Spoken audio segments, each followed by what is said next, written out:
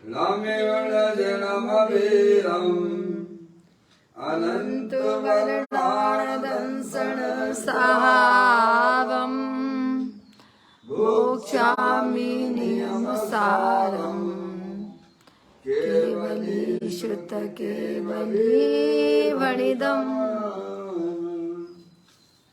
नम करो अनंत उत्कृष्ट दर्शन ज्ञान में जिन वीर को नियम सार सु केवली श्रुत केवली परिकते को। श्री नियम सार जी नामक परम अध्यात्मिक ग्रंथ स्वाध्याय हेतु में विराजमान है। आज से 2000 वर्ष पहले इस महान पवित्र ग्रंथ की रचना आचार्य श्री कुंद देव द्वारा इसी पवित्र भूमि पर की गई और इसके टीकाकार पदम कर्मधारी देव मुनिराज हैं। ग्रंथ का नाम श्री नियम सार जी है। नियम से करने योग्य कार्य अपनी आत्मा में सम्यक दर्शन, सम्यक ज्ञान, सम्यक चारित्र वाली निर्मल पर्याय, पवित्र पर्याय, मोक्ष महारूपी पर्याय को प्रकट करना है, क्योंकि वह पर्याय स्वयं ही सुख स्वरूप है और अनंत सुख का कारण भी है। अनादि काल से हमारे आपके आत्मा में पर को अपना जानने वाली, पर को अपना मानने वाली, पर के साथ संबंध रखने वाली ऐसी मोह राग देश रूपी मलिन पर्याय, अपवित्र रूप पर्याय प्रकट है, जो स्वयं दुख स्वरूप है और अनंत दुख का कारण भी है। ऐसी मोह राग देश रूपी मलिन पर्याय का अपनी आत्मा में से उस पर्याय का अभाव करना है और सम्यक दर्शन, सम्यक ज्ञान, सम्यक चारित्र वाली निर्मल पर्याय, पवित्र पर्याय, मोक्ष महारूपी पर्याय को प्रकट करना है। ऐसे कार्य की प्राप्ति जिनवाणी माता के द्वारा अपने आत्मा के स्वरूप को पहचानना, अपनी जो आत्म वस्तु है वह पर द्रव, पर भाव और पर्याय से भी भिन्न एकमात्र अखंड ज्ञान ज्योति स्वरूप है। ऐसे गायक प्रभु परमात्मा का माँ जिनवाणी माता के द्वारा परिचय करके तत्पश्चात शरीर राग आदि ये सब कर्म करत वस्तुएं हैं, इनका हमारे आत्मा के साथ में किसी भी प्रकार का कोई संबंध नहीं है। ऐसे भेद ज्ञान पूर्वक शरीर राग आदि की रुचि छोड़ देना और अंदर में जो अखंड ज्ञान ज्योति स्वरूप भगवान आत्मा है उसमें ही अपनापन स्थापित करना, उसी को ही निज रूप से जानना और उसमें ही अपनी वर्तमान पर्याय को मग्न कराना, उसे ही अनंत परमात्मा ने धर्म कहा है। उसकी चर्चा आचार्य भगवंतों ने, मुनिराजों ने एक एक गाथा, उसकी टीका और श्लोकों के माध्यम से हमें अपने आत्मा के स्वरूप को यहाँ पर समझाया है। देखिएगा, यह परम आध्यात्मिक ग्रंथ है जिसका नाम है श्री नियम सार जी। इसके अंतिम अधिकार की चर्चा हम और आप यहाँ स्वाध्याय हेतु चल रही है। उस अधिकार का नाम है शुद्ध उपयोग अधिकार। उसके 179वें नंबर की गाथा का स्वाध्याय चल रहा है। गाथा का पाठ करते हैं। दुख सुख नहीं पीड़ा जाने और वाला है नहीं, नहीं जन्म है नहीं मरण है, निर्वाण जानो रे वही। क्या कहते हैं, अपनी जो चैतन्य आत्म वस्तु है जिसमें ना तो दुख है, ना सांसारिक सुख है, ना कोई किसी प्रकार की कोई पीड़ा है और ना कोई उसे बाधा पहुंचा सकता है, ना किसी प्रकार की कोई बाधा है और ना ही उसका जन्म होता है, ना ही उसका मरण होता है और वही वास्तव में निर्वाण स्वरूप है, ऐसा जानो। और मोक्ष जो है वो आत्मा के संपूर्ण आश्रय से प्रकट होता है। तो मोक्ष में भी ये लक्षण लगाए जा सकते हैं कि मोक्ष में दुख नहीं है, सांसारिक सुख भी नहीं है, वहाँ भी कोई पीड़ा नहीं है और ना ही वहाँ पर कोई किसी प्रकार की कोई बाधा है, ना आपसे जो भगवान का जन्म होगा और ना ही कभी मरण होगा और वे निर्वाण रूप से विराजमान हैं। इस प्रकार से इस गाथा को हमें समझना चाहिए। अपनी चर्चा परम प्रबंधधारी जयमराज ने जो इसकी गाथा की टीका की है उसके आधार से अपन यहाँ पर चर्चा चल रही है। देखिएगा, ये कारण का नियम सारणी है जिसमें गुरुदेव पीढ़ी के प्रवचन है, 7वां भाग है, पेज नंबर इसका 387 नंबर के पेज पर चर्चा कल की थी। तो उसमें परम प्रबंधधारी जयमराज ने जो टीका में ये लिखा है कि मोक्षियों को ऐसा समझना चाहिए कि विकार रहित परम तत्व है, जिन्हें वास्तव में मोक्ष की इच्छा है, 4 गति 84 लाख योनियों में परिभ्रमण नहीं करना है, मोक्ष में जन्म मरण का काम ही नहीं है।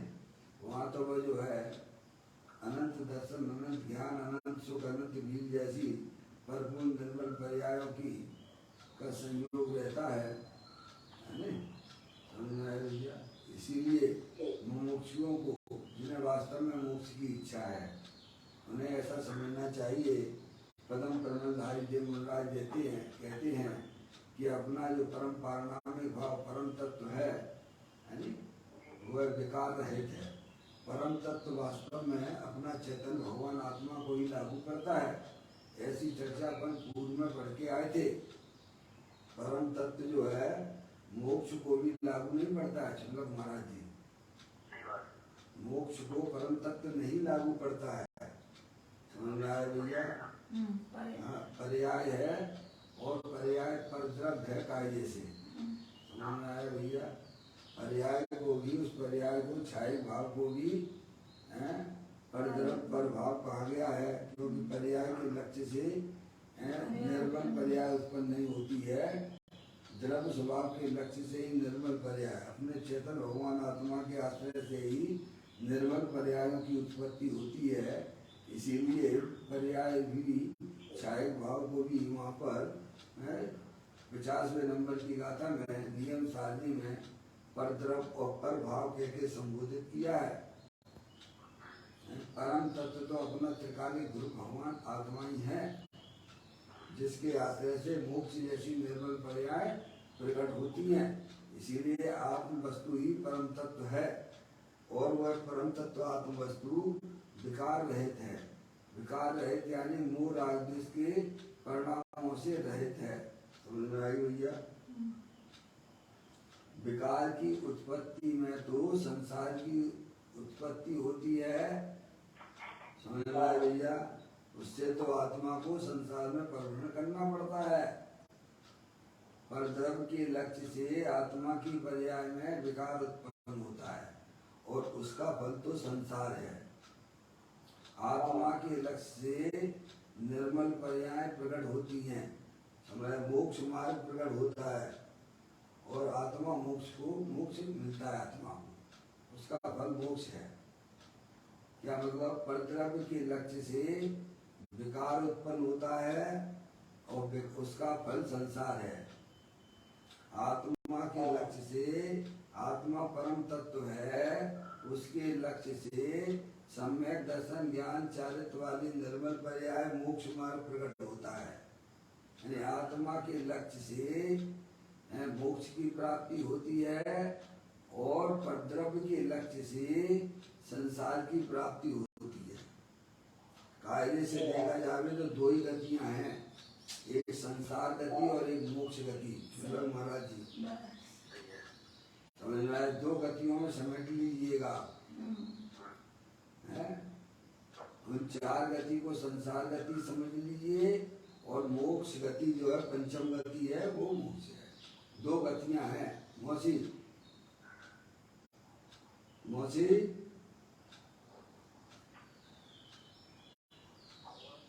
तिलक महाराज जी कायदे से दो गतियां ही हैं, एक संसार गति और एक मोक्ष गति। संसार गति परद्रव्य के लक्ष्य से उत्पन्न होने वाले विकारों की उत्पत्ति से संसार मिलता है और आत्मा के लक्ष्य से जो परम तत्व है विकार रहित है उसके लक्ष्य मोक्ष मार्ग की प्राप्ति होती है और मोक्ष की प्राप्ति होती है। क्या? अब आप समझ लीजिए कि हमें जो है संसार में रहना है, जन्म मरण करते ही रहना है, तो अनादिकाल से हमारा आत्मा पर का लक्ष्य किए हुए परिणमन कर ही रहा है और संसार में जन्म मरण करता रहेगा। और अगर मोक्ष है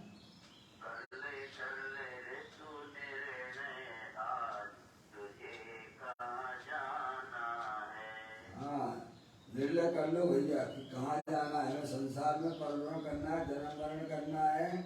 संसार के दुख अगर तुम्हें वास्तव में अच्छे लगते हैं तो फिर जो है उसके लिए वीतरागी संतों की उपदेश की कोई जरूरत नहीं है। समझ में आया भैया? वीतरागी संतों की, जनवाणी माता की और अरिहंत परमात्मा के उपदेश की फिर कोई जरूरत नहीं है। समझ में आया भैया? वीतरागी देव और वीतरागी संतों की उपदेश की जरूरत तो जब होती है जब आत्मा को मोक्ष मार्ग में चलना हो। समझ में? जिन्हें मोक्ष मार्ग में चलना है उन्हें वीतरागी संतों की उपदेश की जरूरत पड़ती है। जिन्हें संसार में परिभ्रमण करना है उन्हें जो है उन्हें वीतरागी संतों के उपदेश की क्या जरूरत? वो तो कर ही रहे हैं ना। समझ में आती भगवान? वीतरागी देव संतों का उपदेश का मतलब ये है कि मोक्ष मार्ग में गमन करिए, तो उनके उपदेश की जरूरत है। सुलभ महाराज जी, वीतरागी देव और गुरुओं की उपदेश की जरूरत तो मोक्ष मार्ग में चलने की होती है। संसार मार्ग में तो अनादि काल से आत्मा परिभ्रमण कर ही रहा है, उसमें क्या उपदेश की जरूरत है? समझ में आया भैया? संसार में परिभ्रमण नहीं करना है तो वीतरागी देव मुनिराजों की बातों को ध्यान से सुनिए। वे जो हमें बता रहे हैं उस मार्ग को अपनाइए जीवन में, तो आप और हम सब मोक्ष मार्ग में और मोक्ष जैसी पर्याय को भी प्राप्त कर सकते हैं। वे जो कह रहे हैं उस बात को समझिए कि अपनी जो चैतन्य आत्म वस्तु है वह सदा काल विकार रहित है। अंदर में अपना चेतन भगवान आत्मा है, शरीर से तो भिन्न है ही। शरीर से तो अपनी चेतन आत्म वस्तु सदाकाल भिन्न है ही। ये तो सारी दुनिया इस बात को बताती है कि जीव जुदा है और पुद्गल जुदा है। समझ में आती भगवान? सारी दुनिया कहती है कि जीव जुदा है और चेतन जुदा है, दो वस्तुएं हैं जो जुदी जुदी हैं। लेकिन वीतरागी संत हमें एक बात बताते हैं कि तेरी चेतन वस्तु सदाकाल विकार रहित है। समझ में आया भैया? अपनी आत्मा में जो मोह राग द्वेष के परिणाम उत्पन्न होते हैं वे विकार हैं और वे परद्रव्य के लक्ष्य से उत्पन्न होने वाले भाव हैं। उनका फल तो संसार है। सुशीला दीदी बात समझ में आती है वीतरागी संतों की? अपनी आत्मा की पर्याय में संसार अवस्था की बात है, अरिहंत परमात्मा और सिद्ध परमात्मा की यहाँ बात नहीं है। समझ में आया भैया? संसारी जीवों की पर्याय में जो विकार मोराग के परिणाम उत्पन्न हो रहे हैं वो सब अज्ञानता की निशानी है। समझ में आया भैया? उसका फल तो संसार है, 4 गति 84 लाख योनियों में परिभ्रमण है। और जो अपना चेतन भगवान आत्मा ऐसा सच्चा ज्ञान करके कि अपनी जो चेतन आत्म वस्तु है सदाकाल विकार रहित है, मोराग के परिणाम से रहित है, और उस चेतन भगवान आत्मा का आश्रय लेने से पर्याय में मोक्ष जैसी पर्याय उत्पन्न होती हैं, मोक्ष मार्ग उत्पन्न होता है। इसीलिए यहाँ विकार रहित बात बताई जा रही है कि अपनी जो चेतन वस्तु है सदाकाल विकार रहित है, परम पवित्र है। जो शुद्ध जाने आत्म को वह शुद्धता को प्राप्त हो, बस इतनी सी कहानी है संसार और मोक्ष मार्ग में। क्या भैया? जिन्हें मोक्ष मार्ग अच्छा लगता, मोक्ष मार्ग में आनंद ही आनंद है, ध्यान रखिएगा। मोक्ष मार्ग में आनंद ही आनंद है, और संसार मार्ग में तो दुख ही दुख है। क्या कह रहे भगवान? मोक्ष मार्ग में तो आनंद ही आनंद है, और संसार मार्ग में दुख ही दुख है। अब तुम्हें किधर चलना है तो अपना विचार करके आगे बढ़िए। अगर दुखी दुख उठाना है, संसार में परिभ्रमण करना है, तो परद्रव को अपना जान ही रहे हो, मान ही रहे हो, और पर का लक्ष्य करके हमारा आत्मा परिभ्रमण कर ही रहा है। समझ में आया भैया? अगर तुम्हें इस संसार के दुख नहीं उठाना है तो बीतरागी संतों की बात को ध्यान से सुनिए। बीतरागी संत कहते हैं, हम क्या बता रहे हैं, ये बात जो है भोक्षामी नियम सारम केवली सुध केवली भरणम, ये केवली भगवान की दिव्य ध्वनि में आई हुई बातें हैं कि तुम्हारी हमारी सबकी चेतन वस्तु विकार है। दुर्लभ महाराज जी, ऐसा ज्ञान और श्रद्धान करिए, विकार की रुचि छोड़ दीजिए, परद्रव्यों की रुचि छोड़ दीजिए। परद्रव्यों की रुचि से तो आत्मा में विकार की उत्पत्ति होती है, और अपने चेतन भगवान आत्मा को पहचानिए जो सदाकाल विकार से रहित है, आश्रम तत्व से अपनी चेतन वस्तु भिन्न है। ऐसा जानकर विकार का लक्ष्य छोड़ के, विकार की रुचि छोड़ के, अंदर चेतन भगवान आत्मा जो विकार रहित है उसकी दृष्टि करिए, उसका आश्रय लीजिए, तो आपकी हमारी सबकी पर्याय में मोक्ष मार्ग ऐसी निर्मल पर्याय आनंद वाली पर्याय उत्पन्न होगी। समझ में आ गई भैया? चेतन वस्तु को विकार रहित क्यों बताया है? क्योंकि विकार रहित है, इसीलिए विकार की रुचि छोड़ो, अपने चेतन भगवान आत्मा की रुचि करो।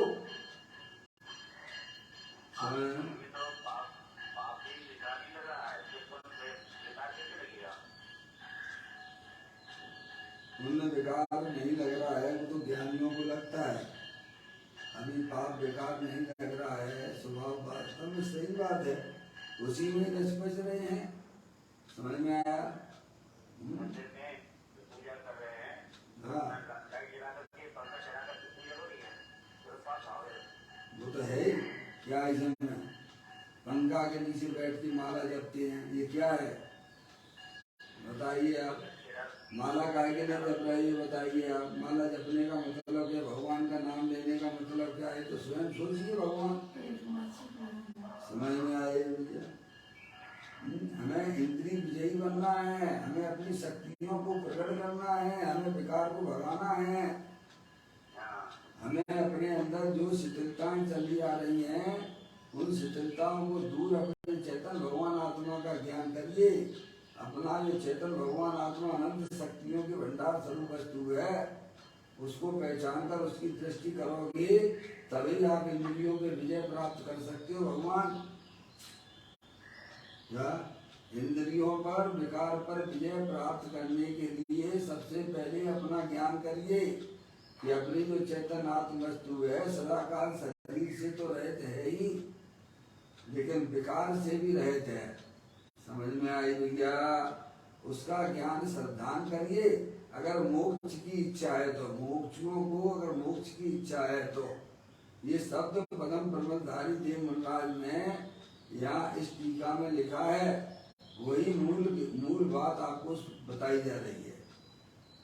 शुल्लक महाराज जी, मोक्षुओं को ऐसा समझना चाहिए जिन्हें मोक्ष की इच्छा है, जिन्हें अब संसार में परिभ्रमण नहीं अच्छा लगता है, परिभ्रमण करना अच्छा नहीं लगता है, बार बार जन्म मरण अच्छा नहीं लगता है, क्या उन्हें सबसे पहले क्या जानना चाहिए?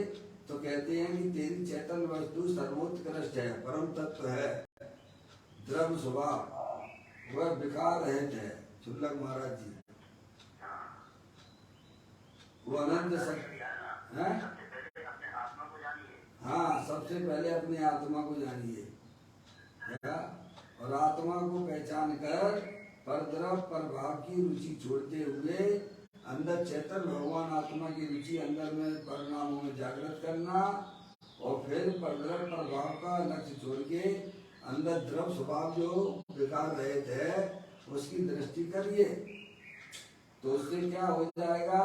उससे जो शक्तियाँ जो द्रव्य में है उनकी पर्याय में व्यक्तता हो जाती है। अपने चेतन भगवान आत्मा का लक्ष्य करने से, उसका आश्रय लेने से जो शक्तियाँ, अनंत शक्तियाँ द्रव्य में विद्यमान है, उनका पर्याय में प्रभावित बना हो जाता है। वैसे तो प्रत्येक जीव अनंत शक्तियों के भंडार स्वरूप वस्तु है। शुल्लक महाराज जी, प्रत्येक आत्मा स्वभाव से ही अनंत शक्तियों के भंडार स्वरूप वस्तु है। ये किसी ने बनाया नहीं है, आत्म वस्तु ही ऐसी है।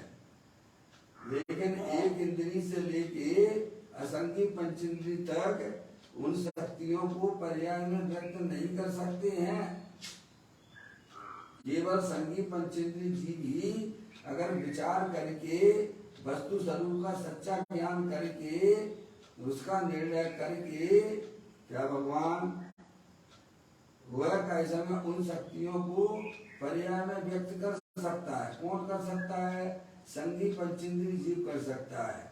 चाहे वह मनुष्य हो, चाहे त्रियंश गति का हो, चाहे नारकी जीव का हो, चाहे देव गति का हो, सभी उन शक्तियों को पहचान कर उन्हें संगी पंचेंद्री व्यक्त कर सकते हैं। शुल्लक महाराज जी, और सौभाग्य से हमें मनुष्य पर्याय यहाँ मिली है, देव शास्त्र गुरु हमें मिले हैं, और ये बातें भी हमारे ज्ञान में अब जमने लगी हैं। बात बिल्कुल सत्य है कि अपनी चेतन वस्तु विकार रहित है। समझ में आया भैया? ऐसा निर्णय करो। इसके लिए मनुष्य पर्याय मिली। भगवान पर का लक्ष्य करने के लिए नहीं, पर का लक्ष्य करना है तो संसार में रखड़पट्टी तुम कर ही रहे हो अनादिकाल से, कोई नया काम कुछ भी नहीं कर रहे हो। चाहे भले ही संसारी जीवों का लक्ष्य करके वर्णन करो, और चाहे भी जो देव शास्त्र गुरु ये बात हमें बता रहे हैं उनका भी लक्ष्य करके वर्णन करोगे तो भी उसमें संसार की उत्पत्ति होगी। समझ में आ गया भगवान? बात बहुत सरल है, कठिन है। समझ में आया भैया? जी हाँ, क्या अनादिकाल से हमने ये बातें सुनी नहीं है, इसीलिए हमें ये बातें बहुत कठिन भी लगती हैं। कभी हमारा आत्मा अपने द्रव्य स्वभाव का लक्ष्य करके वर्णन नहीं किया है, इसीलिए हमें ये बातें कठिन भी लगती हैं। कैसे करें, कैसे वर्णन करें, कैसी दृष्टि करें? समझ में आया भैया? पहले सुनो, समझो, निर्णय करो। समझ में आया भैया? शांति से तत्व का विचार करो। समझ में आया भैया? अनादिकाल से केस हमारा जो है ऐसी का ऐसा पड़ा हुआ, कभी फाइल हमने खोली नहीं है। मोक्ष मार्ग की फाइल नहीं खोली है भगवान, चाहे भले ही पर्याय में मस्त है। हाँ, समझ में आया भैया? तत्व अभ्यास यही है कि मेरी चैतन्य वस्तु विकार रहित है, आश्रम तत्व से रहित है। मैं तो अविनाशी वस्तु हूँ, शरीर से भिन्न चेतन आत्म वस्तु हूँ, विकार मुझे छूता तक नहीं है। ऐसी मैं चेतन आत्म वस्तु हूँ। समझ में आया भैया? दिगंबर संत ये बात हमें समझाते हैं। वे कह रहे ऐसा समझना चाहिए सुल्लभ महाराज जी, जिन्हें वास्तव में मोक्ष में चलना है। मोक्षु यानी मोक्ष में चलने वाला, जो मोक्ष की इच्छा चाहता है उसे मुमुक्षु कहते हैं। नामधारी को मुमुक्षु नहीं कहते हैं। किसी का नाम महावीर रख दिया जाए तो कोई महावीर नहीं हो जाएगा, है भैया? ये सब मुमुक्षु है। मुमुक्षु से कहते हैं जिसे ये अंदर ज्ञान की पर्याय में निर्णय है, उसे पर्याय में श्रद्धान है कि अपनी चैतन्य वस्तु सदाकाल विकार से रहित है। हमें उसका लक्ष्य छोड़ के अंदर चेतन भगवान आत्मा का आश्रय करना चाहिए। ये हमारे संत कहते हैं, ये हमारे वीतरागी देव हमें बताते हैं। यानी अपने द्रव्य स्वभाव का लक्ष्य करके परिणाम करना, वही वास्तव में सच्चा मुमुक्षु है। समझ में आ गई भैया?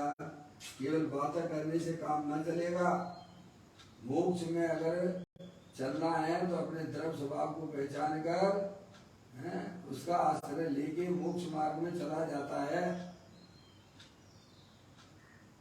उसमें नहीं कहा है पूज्य गुरुदेव श्री ने द्रव्य दृष्टि जिनेश्वर में 604 नंबर का कौन सा है वंदना? कौन सा बोले? द्रव्य दृष्टि जिनेश्वर में 604 है, कौन सा है? 604 नंबर में सुल्लभ महाराज जी पूज्य गुरुदेव सिंह, अनादि काल से तूने आत्मा के बिना गाड़ी चलाई है। आत्मा के ज्ञान के बिना जो गाड़ी चल रही है वो तो संसार वाली गाड़ी है।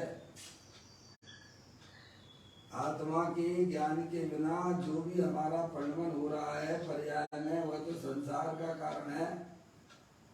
अब राग के बिना गाड़ी चलाना सीखो।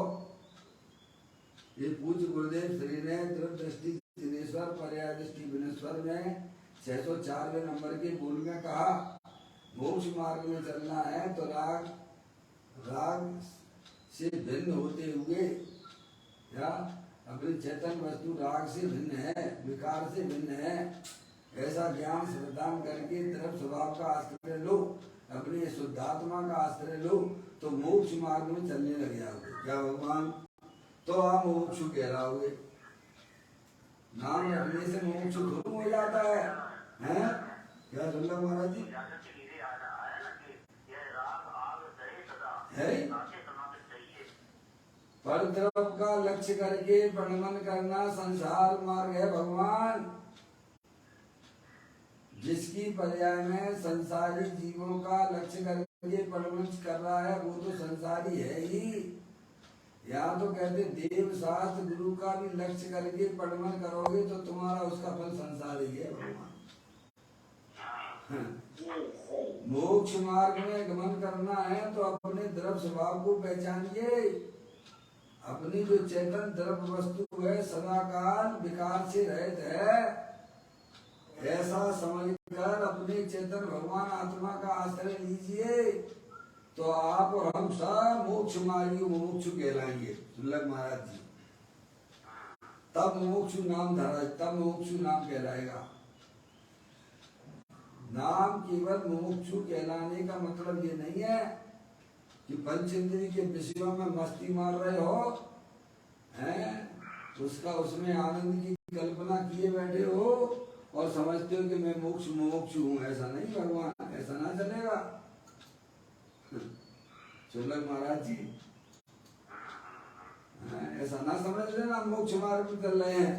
मोक्ष मार्ग में तो आत्मा जब ही चलता है जब से अपनी वर्तमान शुद्ध ज्ञान की पर्याय में ऐसा पक्का निर्णय सिद्धांत हो जाता है कि मेरी चैतन्य वस्तु सदा काल विकार से रहित है।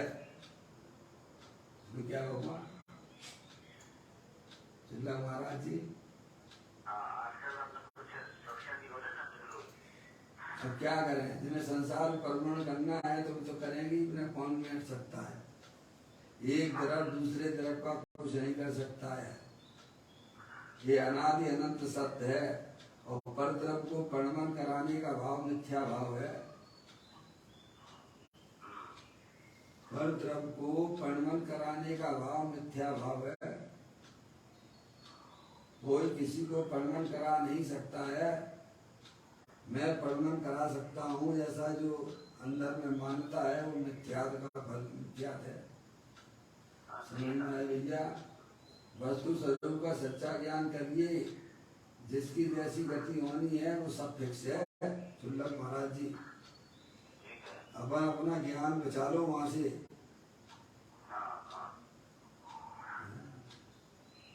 बस वस्तु है, जिन्हें वस्तु स्वरूप समझ में आ गया है, दुनिया जो कर रही है उनकी बेजान है, सीधी सी। बस अपन को वहां से अपना उपयोग हटा के अपने चेतन भगवान आत्मा में इतना उपयोग लगा ना भगवान, जो उपयोग हमारी पर की तरफ जा रहा है वो तो नुकसान वाला है। और वही उपयोग को अगर हमने चुरा लिया, बचा लिया, अपने द्रव स्वभाव में लगा लिया, तो भाई साहब इतने बड़े काम होते चले जाएंगे कि जिंदगी में कभी हमने सोचे ना होंगे। भगवान मोक्ष जैसी पर्याय मिल जाएंगी प्रभु। ये तो आत्मा को समझने की बात है। हम अपने उपयोग को किस प्रकार से सुरक्षित रखते हुए द्रव स्वभाव में लगाएं, समझ में आया भैया? अब उपयोग की बर्बादी ना करना भगवान।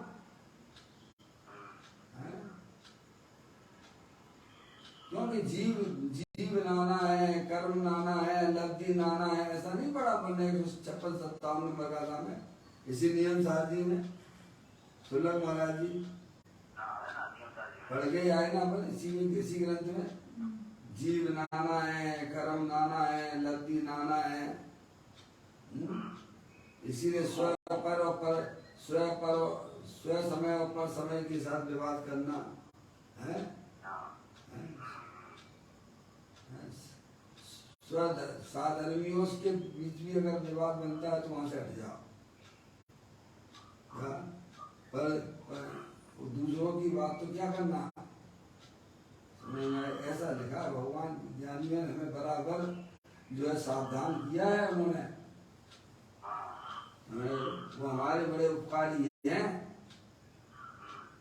जो हमारे उपयोग को बर्बाद होने से बचाते हैं, हमें सच्ची बात बताते हैं, जो हमारे हितकारी हैं। वे कहते पर का लक्ष्य मत करो, पर के लक्ष्य करने से तो संसार की उत्पत्ति होगी। उसी ज्ञान को बचाकर अपने स्वधर्म में लगाओ तो मोक्ष मार्ग प्रारंभ हो जाएगा। बढ़ोतरी होती रहेगी तुम्हारी आत्मा की पर्याय में, निरंतर ज्ञान आनंद बढ़ता ही रहेगा भगवान। क्योंकि द्रव स्वभाव सदाकाल अतीन्द्रिय आनंद स्वरूप है, सुख शांति के भंडार स्वरूप वस्तु है भगवान। सुल्लभ महाराज जी बात तो ऐसी है। वीतरागी संत हमें समझाते हैं, बहुत सुंदर लाइन है ये, बहुत सुंदर लाइन है, विचार करने वाली बात है। पदम प्रबंध आई दिन है क्या सुल्लभ महाराज जी? आत्मा में जो गुण है उनका विकास करते रहना है, यही धर्म। बिल्कुल। अब पहले अपनी आत्मा को पहचानो, अपनी आत्म वस्तु विकार रहित है। पहले ऐसे ज्ञान और श्रद्धान पक्का करके चलिए। इन्होंने स्पष्ट लिखा इस लाइन में, सारी चीजें लिख दी, छोटी सी एक लाइन के अंदर पूरी मतलब सब बात उन्होंने बता दी है। पदम प्रबंधारी देवराज ने क्या एक छोटी सी लाइन संकेत लिख, जैसे संकेत नहीं लिख देते हैं कि भाई साहब इधर संसार है, इधर मोक्ष है, इधर खाई है तो इधर सड़क है। सुल्लभ महाराज जी संकेत नहीं लगा देती हैं सड़कों पे कि भाई साहब इधर जाओगे तो जो है खतरनाक है, ये खतरनाक रास्ता है, और इधर जाओगे तो आप अपने गंतव्य पे पहुंच जाओगे, ये सुरक्षित मार्ग है। एक बोर्ड से एक संकेत लग गया है। क्या लग गया है कि इधर जाओगे तो खतरनाक मोड़ रास्ता है और इधर जाओगे तो पूरा सुरक्षित मार्ग है। तो आपको किस मार्ग पे चलना है? खतरनाक मार्ग पे जाना है, चलना तो पड़ेगा अपन को ही। वो तो संकेत मात्र है। वो जो पत्थर लगा हुआ है वो मात्र मार्ग का ज्ञान कराने वाला है। पापा मम्मी, जो सड़कों पर संकेत लगा हुआ है, पत्थर लगा हुआ है, वो तो केवल पत्थर ये बता रहा है कि इस रास्ते से जाओगे खतरनाक मार्ग है और इधर जाओगे तो पूरे की तरह सुरक्षित मार्ग है। अब चलना तो हमें पत्थर को ना चलना है, पत्थर को ना चलना है। पत्थर तो अपनी जगह फिक्स है भगवान। अब तुम समझ लो कि हमें खतरनाक मार्ग पे चलना है कि हमें सुरक्षित मार्ग पे चलना है। ऐसे ही जनवाणी माता तो पत्थर की तरह है, संकेत मात्र है। सुंदर महाराज जी है, देव शास्त्र गुरु तो संकेत मात्र है हमारे लिए। समझ में आया?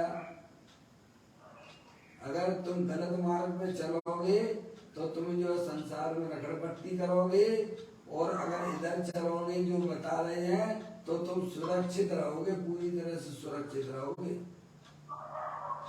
वे कह रहे हैं अगर तुम्हें मोक्ष की इच्छा है, संसार में जन्म मरण नहीं करना है, तो हमारी बात ध्यान से सुनो। जो हम तुम्हें बता रहे हैं तुम ध्यान से हमारी बात सुनो कि तुम्हारी जो चेतन आत्म वस्तु है वह सदाकाल विकार से रहित है। सुल्लभ महाराज जी, ये हमारा बहुत बड़ा सौभाग्य है जो दिगंबर संतों की बातें हमें पढ़ने को सुनने को मिल रही है। भगवान हैं भैया, जिनकी समझ में आ रही उनकी होना अच्छी है, और जिनकी समझ में नहीं आ रही है तो उन्हें ये बातों को समझना चाहिए। संसार में किसी को रहने के लिए अच्छा नहीं है भगवान। नहीं समझ में आ रही है तो भी समझिए, क्योंकि बीतरागी संत बीतरागी देवों की बातें हैं ये, उनको हमसे कोई लेना देना नहीं है भैया। वे तो स्वयं बीतरागी हैं सुल्लभ महाराज जी, मेरे हमसे क्या लेना देना है? समझ में आए भैया? उनकी बात अगर हम समझ गए हैं तो हमने अपना कल्याण कर लिया। तुम भगवान को पूजो ना पूजो उससे क्या फर्क पड़ता है? भगवान को पूजोगे तो तुम्हें लाभ मिलेगा, नहीं पूजोगे तो तुम्हें लाभ नहीं मिलेगा। लौकिक उदाहरण दे रहा हूं मैं। भगवान तो वेदी में विराजमान है, जिसको दर्शन करना हो तो करे, ना करना तो ना करे। वे तो बीतरागी हैं सुल्लभ महाराज जी। बस वे तो संकेत मात्र हैं, देवशास्त्र गुरु तो संकेत मात्र हैं। वे हमारे लिए परम हितकारी हैं। वे हमारे कभी बुरी जो है कैसे में, जो हमारे लिए कैसे में कोई कष्ट वाली बात नहीं बताई, कष्ट से निकालने वाली बात बताएंगे हम। समझ में आया भैया? बीतरागी देवशास्त्र गुरु हमें तो दुख से निकालने का मार्ग बता रहे हैं। 4 गति 84 लाख योनियों से परवर्ण से निकालने का मार्ग बताते। मोक्षु मुमुक्षु, जिन्हें वास्तव में मोक्ष की इच्छा है, जिन्हें संसार मार्ग अच्छा नहीं लगता है। कहाँ है बताओ ना? संगीत पंचेंद्री पर्यावी देख लो, कितने कितने दुखी दुख हैं। बोलो, टेंशन ही टेंशन, टेंशन ही टेंशन में बना रहता है जी। तब देखो तब देखो तब देखो। जब तुम्हारी संगीत पंचेंद्री मनुष्य पर्याय में जी हालत है तो त्रियंश गति तो सामने दिख रही है ना भगवान। पापा समझ में आया भैया? त्रियंश गति के दुख तो हमारे सामने दिख रहे हैं ना प्रभु। है हमारे पास में बाहर में सब कुछ अनुकूलता होने पर भी हम तो भी दुखी है, टेंशन में। ऐसा क्यों? कभी इन बातों का विचार तो करो। समझ में आया? दिगंबर संत हमें ये समझाते हैं। हाँ जी हाँ, लिया नहीं उसमें 15वें नंबर की आता में शुल्लक महाराज जी योग सार जी में 15वें नंबर की गाथा है योग सार जी की।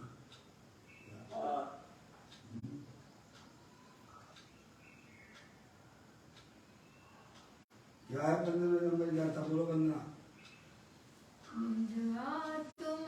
जाने नहीं अर्पण नहीं करता तो सिद्ध सुख पाता नहीं संसार में फिरता।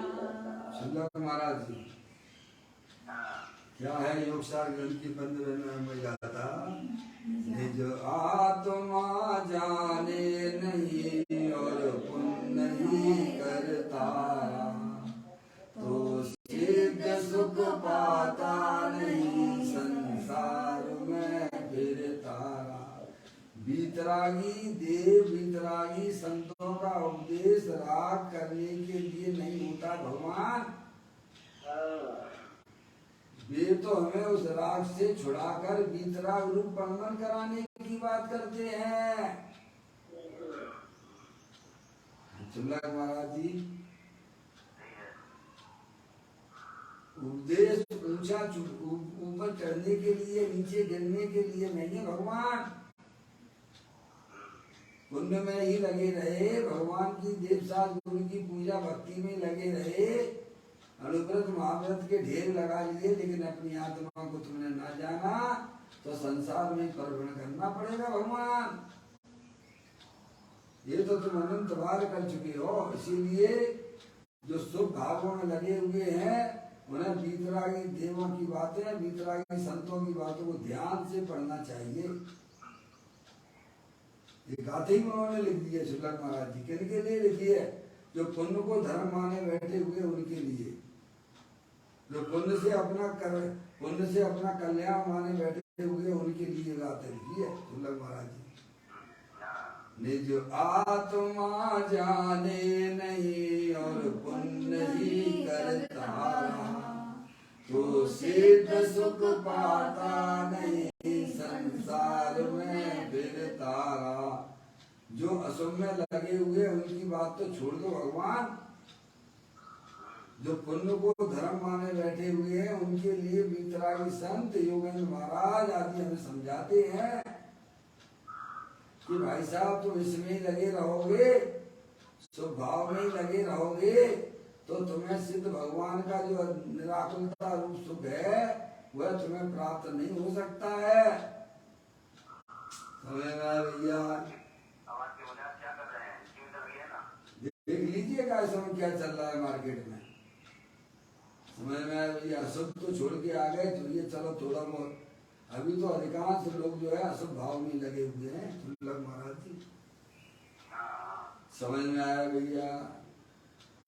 वह भी धर्मात्मा, बाहर के धर्मात्मा भी जो दिखते हैं वे भी अशुभ में ही लगे हैं भगवान। ध्यान रखना, गजब का है धर्म। हाँ, मिथ्यात्व सहित चल रहा है। मिथ्यात्व सबसे बड़ा पाप है, क्योंकि वस्तु स्वरूप का सच्चा ज्ञान श्रद्धा नहीं होना, इसी का नाम मिथ्यात्व है। समझ में आया भैया?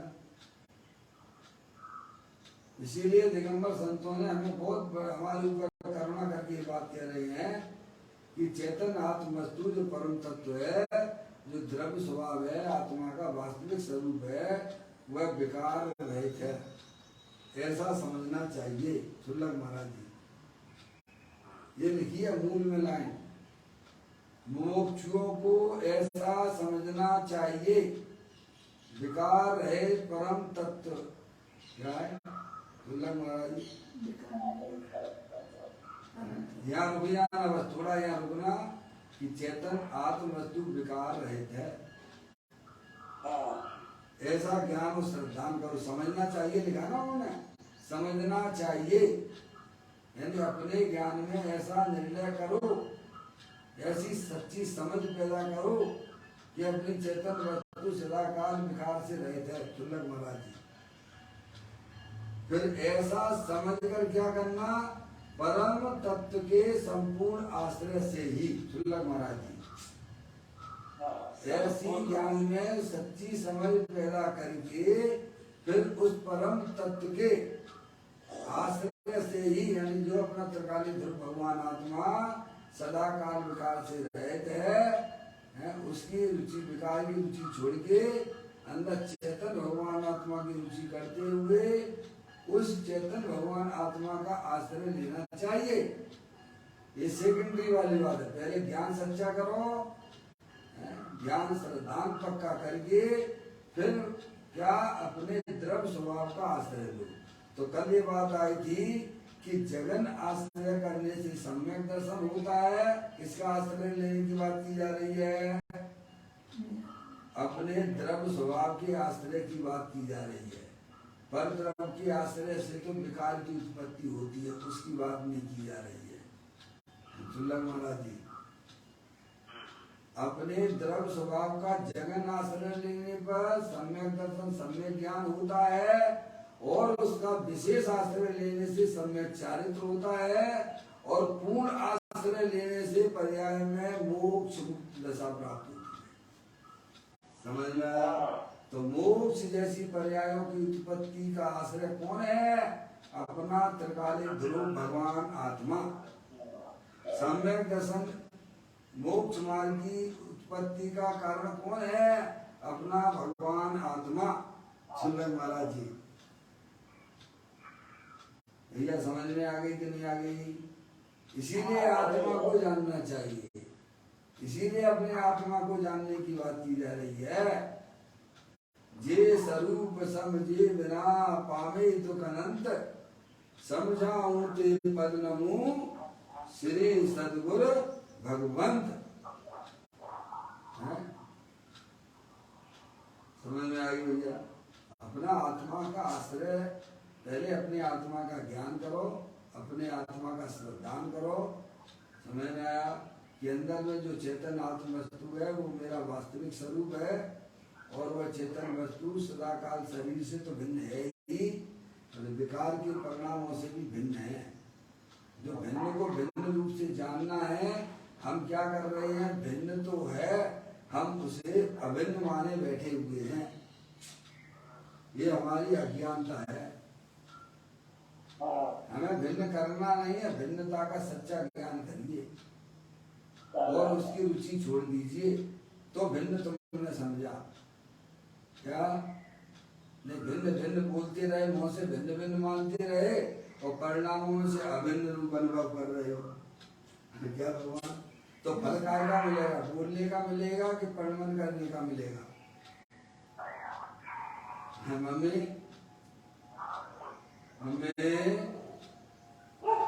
शब्दों में तो हम बोले ठीक है, सुल्लभ महाराज जी हैं, वो तो सब सीख जाता है। डॉक्टर के यहाँ पर ये नौकर रहते नहीं, नौकर, डॉक्टर के यहाँ पर नौकर रहते हैं ना, हैं, कंपाउंडर जिसको बोलते कंपाउंडर, वो भी डॉक्टर हो जाता है। क्या हो जाता है? हो जाता डॉक्टर। अब डॉक्टर नहीं है तो वो कंपाउंडर से कैसे दवाई ले लेंगे? भाई साहब को खांसी हो गई, जुकाम हो गई, तुझे मालूम है कि जो हमारे डॉक्टर साहब है ना, हम ये खांसी बुखार के लिए ये वाली टैबलेट देते, झुटा के दे देता है। सुल्लभ महाराज क्या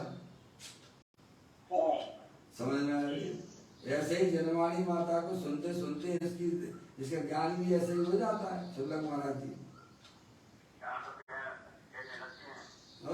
बस सुनाने लग गए। समझ में? उससे क्या होगा?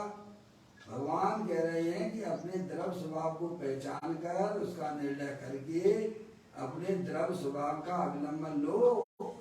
इसीलिए शास्त्र पाठी भी मूल है जो निज तत्व जान। समझ में आया भैया? ये बता रहे हैं क्योंकि द्रव्य स्वभाव के आश्रय से ही मोक्ष मार्ग का प्रारंभ होता है और मोक्ष की प्राप्ति भी द्रव्य स्वभाव के आश्रय से होती है। इसीलिए अपने आत्मा के स्वरूप को जानना चाहिए। अपने आत्म वस्तु जो है सदाकाल विकार रहित है, ऐसा समझना चाहिए। सुलभ महाराज जी बहुत सुंदर लाइन आ गई। 2 दिन अपन में इस पर चर्चा हुई है नहीं? आप खूब उस पर विचार करिए। इसीलिए आज भी मैंने उसी बात को ले लिया है। समझ में आया भैया? जो दिगंबर संत हमें समझाना चाहते हैं, ये बात समझो। सब अपने आत्मा को कैसा रागी और देशी देख रहे हैं, शरीर से देख रहे हैं। आत्मा शरीर रूप तो होता ही नहीं है, अरे विकार रूप भी नहीं होता है भगवान। समझ में आया भैया? आत्म वस्तु कभी शरीर रूप तो होती नहीं है, लेकिन विकार रूप भी नहीं होती है भगवान।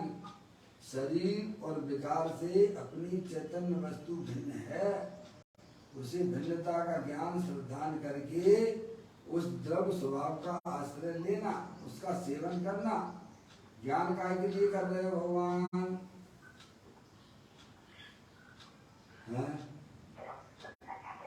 द्रव्य स्वभाव का अवलंबन लेके परिणित होने के लिए है।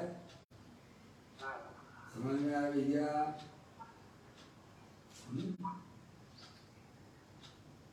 चलिएगा, ये चर्चा अपन कल जो है पूज्य गुरुदेव श्री के माध्यम से इस चर्चा को और फिर अपन आगे पढ़ेंगे। बहुत सुंदर चर्चा है, उस पर खूब विचार करिए। दिगंबर संत और ये हरियंत परमात्मा की दिव्य ध्वनि में आई हुई बातें हैं कि अपनी चैतन्य वस्तु सदाकाल विकार से रहते हैं। अगर हमें मोक्ष मार्ग में गमन करना है तो ऐसा ज्ञान श्रद्धान करो कि अपनी चैतन्य वस्तु सदाकाल विकार से रहित है। समझ में आया भैया? ऐसा जानकर पर्याय का लक्ष्य छोड़ दो, विकार का लक्ष्य छोड़ दो। विकार को अपने से जोड़ना बंद करो। अपने आप को मोही रागी देशी ना देखना।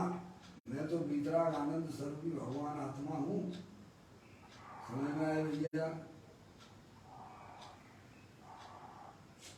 थोड़ी सी चर्चा पूज्य गुरुदेव श्री के पढ़ने के बाद फिर अपन थोड़ा सा विराम लेंगे, फिर खत्म करेंगे। जिसमें से मुक्त पना पड़ा है, किसमें पड़ा है मुक्त पना? अपने द्रव्य स्वभाव में पड़ा है। सुलभ महाराज जी, जिसमें मुक्त पना पड़ा है। मोक्ष जैसी पर्याय किसमें से प्रकट होती है? बोलो। अपने आत्मा में प्रबुद्ध नाम की शक्ति है कि नहीं है? अरे बोलो, है कि नहीं है? तो प्रबुद्ध नाम की शक्ति आत्मा कारण परमात्मा है, स्वभाव से कारण परमात्मा है। लेकिन पर्याय में कार्य परमात्मा होने के लिए अपने कारण परमात्मा का सेवन करना पड़ेगा। तो पर्याय में मुक्त दशा प्राप्त होगी। शक्तियों का सेवन करोगे नहीं, शक्तियों का आश्रय लोगे नहीं, शक्तियों की दृष्टि करोगे नहीं, तो क्या मुक्त दशा आ जाएगी क्या? समझ में आई भैया? मुक्त पना पड़ा हुआ है। द्रव्य तो सदा काल मुक्त स्वरूप है। सुलभ महाराज जी, बस सीधी सी बात है भैया। इसमें कि भगवान का आदेश संदेश यही है बीतरागी संतों का। चलिए, समय अपना हो गया है, कल इस चर्चा को आगे बढ़ाएंगे।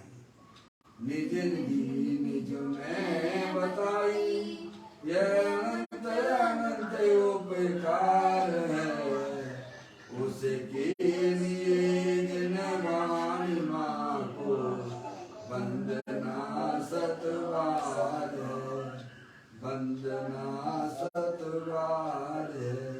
9 बार नमोकार मंत्र का स्मरण।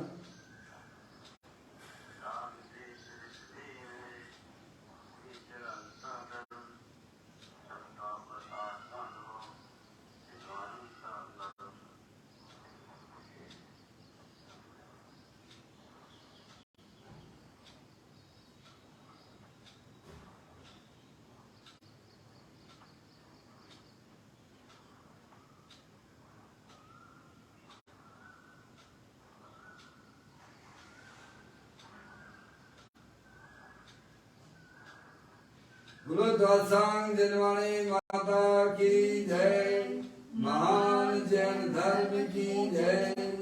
सभी साधर्मी आत्मार्थी बंधुओं को सादर जय जिनेन्द्र, जय जिनेन्द्र, जय जिनेन्द्र, जय